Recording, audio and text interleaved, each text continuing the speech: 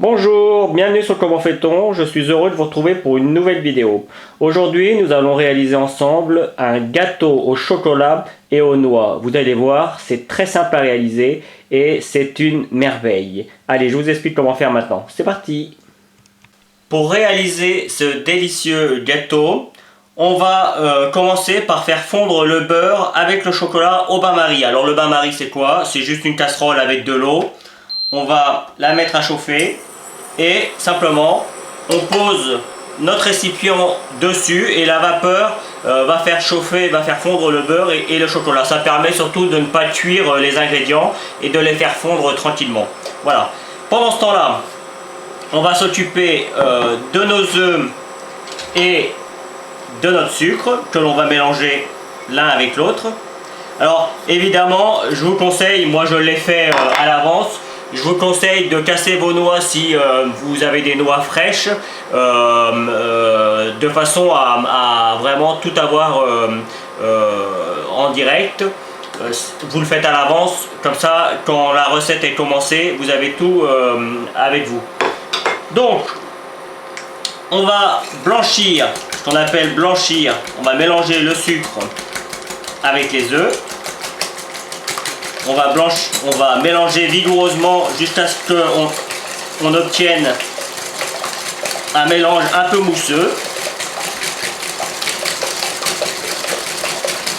C'est vraiment une recette très simple à réaliser.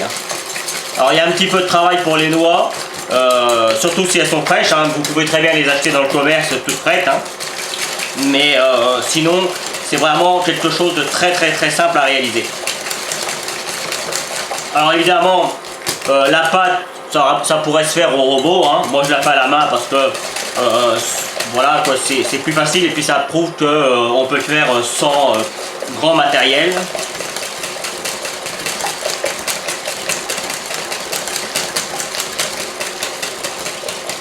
Vous voyez, on mélange comme ça pendant 2-3 minutes et on fait attention que notre beurre et notre chocolat ne fondent pas trop vite. Mes œufs sont bien blanchis, vous voyez, on a une petite mousse sur le dessus, ça prouve que c'est parfaitement blanchi. Alors, pour le chocolat et le beurre, vous voyez, c'est quasiment fondu, il reste encore des morceaux, mais on va quand même l'éteindre. Et on va l'enlever de notre casserole. Et on va laisser fondre tranquillement le reste, de façon à ce que la préparation du chocolat beurre ne soit pas trop chaude lorsqu'on la versera dans la préparation œufs et sucre. Donc on continue de mélanger. Le liquide qui lui est un peu chaud va finir de fondre les grosses matières tranquillement, ça va prendre 2-3 minutes et après on pourra transvaser dans notre préparation. Le chocolat et le beurre sont parfaitement fondus. Vous voyez, ça fait quelque chose de bien lisse. Alors, juste une chose, je vous conseille de préchauffer votre four à 180 degrés dès le départ, de façon que votre four soit bien chaud, puisque c'est une cuisson qui n'est pas très longue, c'est entre 15 et 25 minutes, donc il est vraiment important d'avoir un four bien chaud. Donc, maintenant, on va mettre de côté notre cuillère, qu'on va reprendre tout à l'heure. On va prendre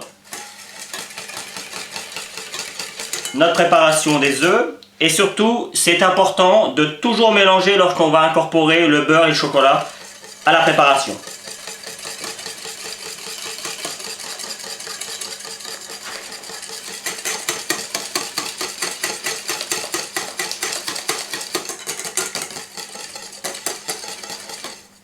Alors évidemment pour la fin on cède de notre maryse.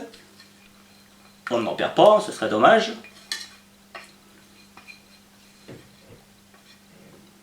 Voilà. On met ça de côté et on donne un petit coup de mélange. Et on obtient comme une espèce de mousse.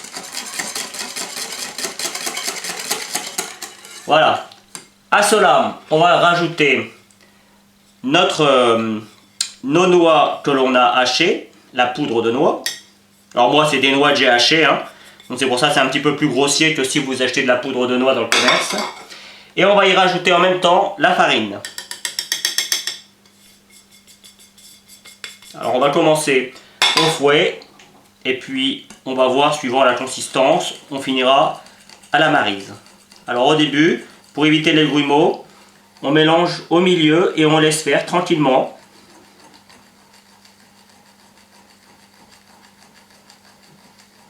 Puis plus on va chercher la farine sur les côtés. C'est vraiment important d'y aller tranquillement. La pâtisserie, c'est comme ça demande toujours un petit peu de patience. Mais ça vaut le coup parce que c'est quand même la réussite du gâteau. Vous voyez, la farine s'incorpore tranquillement, les noix également. Voilà, et on agrandit un petit peu le cercle quand ça commence à être bien mélangé. On n'hésite pas à aller sur les côtés.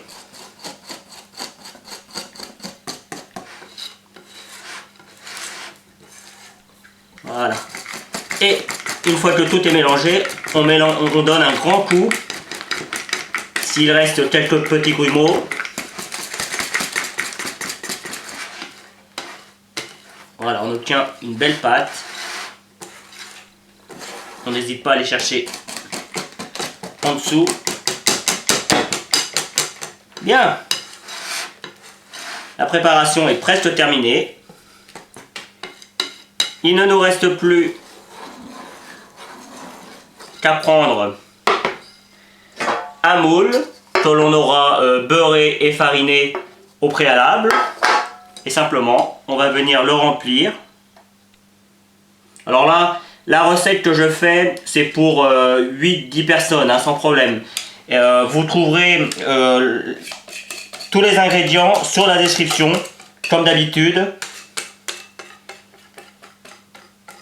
Voilà, alors on va commencer comme ça. Et on va finir avec la maryse.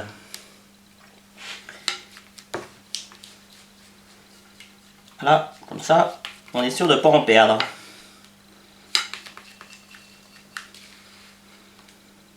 Alors pour la cuisson, je vous l'ai dit, à partir de 15 minutes, on prend un couteau. Vous connaissez, si vous faites un peu de pâtisserie, vous connaissez un petit peu la technique.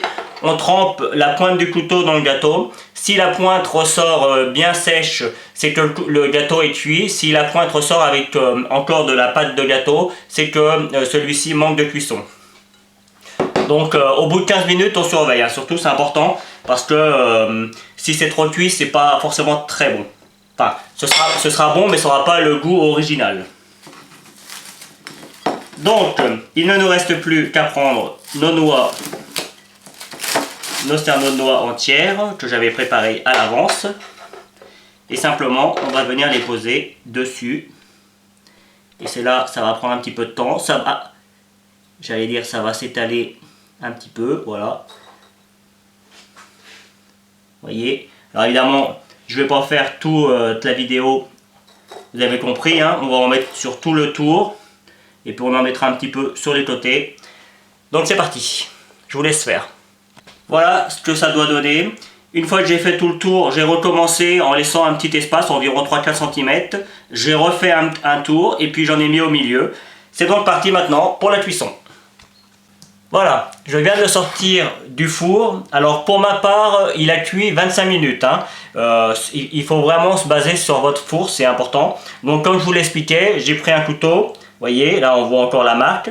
Et puis vous voyez, ça ressort quasiment propre la lame. Il y a quelques petites traces, mais c'est pas un problème. Là, c'est sûr, vous pouvez le sortir, c'est cuit. Vous pouvez, si vous aimez un petit peu plus fondant, un petit peu plus crémeux, le sortir quand il reste un tout petit peu de marque, un petit peu de pâte sur le couteau. Mais ça, c'est un choix après. Je vous conseille de commencer comme ça. Et puis, si vous en refaites un autre après, si vous le souhaitez un petit peu moins cuit, faites-le.